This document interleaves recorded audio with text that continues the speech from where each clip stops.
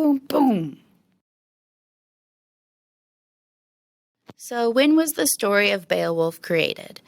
The first manuscript or written record of the story dates from around 1000 Common Era, so over 1000 years ago. However, there are some people that we can prove actually existed in the story. For example, Beowulf's lord or his king was a man named Hygelac. And in historic records, people have found that Hygelac died in 521 AD or 521 Common Era.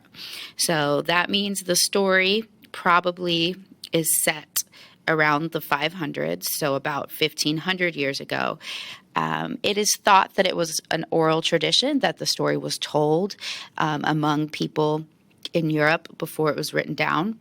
And when it was written down, the people who wrote it were actually monks. So even though the story of Beowulf doesn't have really any mentions of Christianity in it in its original form, monks came in later and added in some of the Christian references.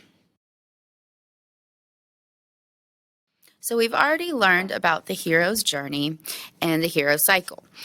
But Beowulf, he breaks the mold a little bit because the story, Beowulf, does not really even begin with Beowulf.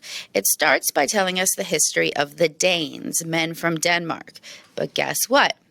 Beowulf is not from Denmark. So the beginning of the story confuses a lot of people because we start by talking about a group of men called the Spear Danes, and Beowulf is not even a Spear Dane. But the reason we start there is because Beowulf is coming to save the Spear Danes. It starts by talking about sheaf shielding, the Shieldings, that's pronounced Shieldings even though it doesn't look like it. It starts talking about these Danish men who are also referred to as the Spear Danes. And Beowulf isn't even Danish. He comes from what we consider to be Sweden now.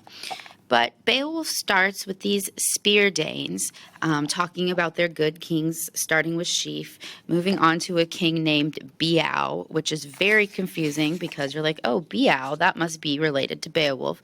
Nope, it's not. See, there's Beow. No relation to Beowulf, not even from the same place. But the reason the story starts with these mentions of the Spear Danes is because one of our main characters in this epic is Hrothgar. Hrothgar is a king, but he's not Beowulf's king. He is the king who Beowulf comes to save. So in the beginning of the story, Hrothgar is the king of the Danes in the country that we now call Denmark. He excelled all that had gone before him in valiant deeds. It came into his mind that he would build a banquet hall greater than man had ever heard tell of. So Hrothgar decides to build this great hall where all of his men can basically hang out and drink and eat great food and spend time together. Now, this is a place where men would spend time, and Hrothgar would sit on a throne and give the men loyal to him gifts of gold and jewelry and things like that. So Hrothgar makes this wonderful hall called Heorot, and it's beautiful and everyone loves it until Grendel. Grendel is an evil monster. And he walks in one day and basically terrorizes the place. He kills the men, he haunts it, and then no one can use the hall. And it is at that point that our hero, Beowulf, comes across the sea to help save Hrothgar and his men. So who is Beowulf? One day after Hrothgar's men had been tormented and killed by Grendel, no one's really even using the hall anymore because of this evil monster. All of a sudden, a man appears from across the sea, and this man is Beowulf. So he comes from across the sea, and he's known as a Geat. Geats are men that lived in what we call Sweden now. And he shows up and he says, I'm here to save you. So Beowulf introduces himself by saying that he is a kinsman to the king of the Geats, Helac, and that he has been a hero in his life across the sea in Sweden, and he has heard about Grendel, and now he has come to save them.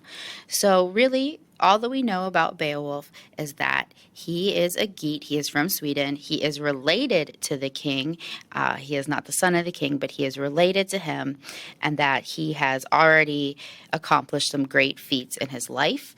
There will be mention later of a race that he swam against another man named Brecca.